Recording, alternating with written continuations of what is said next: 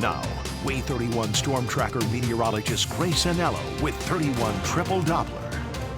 Grace, you've had a busy few days over there monitoring these systems. Yes, absolutely. There is a lot to talk about, not the least of which the chance for winter weather coming on Friday. A lot to discuss before then, but I promise you we're going to get to all of it. Today we have a wind advisory. We're even colder by the time we get to Tuesday and Wednesday. We're also seeing just a touch of rain and a few snow flurries on the map this morning. 4:49 on your Monday. No accumulation. No travel impacts are expected today, but I am tracking one or two flurries in the shoals as we speak. Those will get out of the way just later this morning. Our wind advisory, that's in place through 3 o'clock this afternoon ahead of wind gusts up to 35 miles an hour today. And as you can imagine, that's creating a more than sizable wind chill. I'm going to walk you through what's happening today very quickly, and then we're going to get on to what's happening on Friday. Right now, our feels like temperatures 35 in Huntsville, 30 in Muscle Shoals, and 37 in Gunnersville. We are cooling as we head through the rest of the day. Those temperatures just continuing to get cooler and cooler. In fact, we're going to keep it right around the freezing mark as we head towards lunch today, feeling like the low 20s. All afternoon long. We will struggle once we get to later this morning to feel above 25 degrees today. So make sure you're bundling up now and through this afternoon. We're going to stay cloudy and gloomy, so it's just going to feel absolutely frigid. Let's talk about Friday. Here's what I am expecting as far as snowfall forecast right now. We're going to talk about it in a second, but this is far from set in stone. We'll talk about exactly why.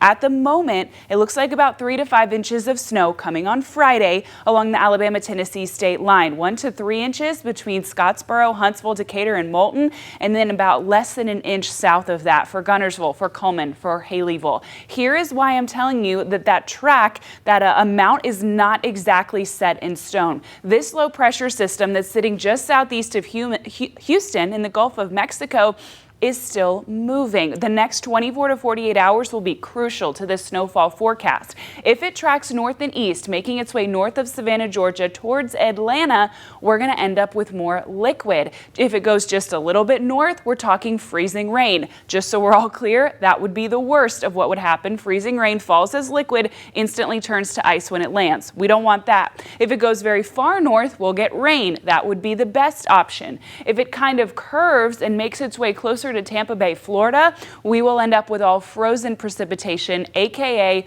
all snow. So that's why those accumulation amounts are not set in stone. In the next 24 to 48 hours, they will be, but it all depends on that low pressure system. I don't want to leave you starving for information though, so here's how it's looking to me right now. We're starting to see that wintry mix come into the Tennessee Valley very early in the morning before sunset on Friday. That tracks with us as we head into the afternoon. We start to see whatever wintry mix we get, whether that's more snow or freezing rain and snow, turn into more of that liquid rain precipitation later in the morning, and that semi-dominates our southeastern counties later in the afternoon, but that rain is not fully gone until overnight, at which point it's kind of a rain and snow mix, and then it dries up. So here's what you need to be thinking about right now. Temperatures are going to be bitter cold, talking feels likes in the low teens, high temperatures barely above freezing. So be thinking about if you need to have a backup generator, making sure everything's charged. Is the battery in your car okay? Things like that. And then go ahead and prepare for some travel impacts. While they're not assured right now, always better to have significantly more time than to have less. So you might not end up needing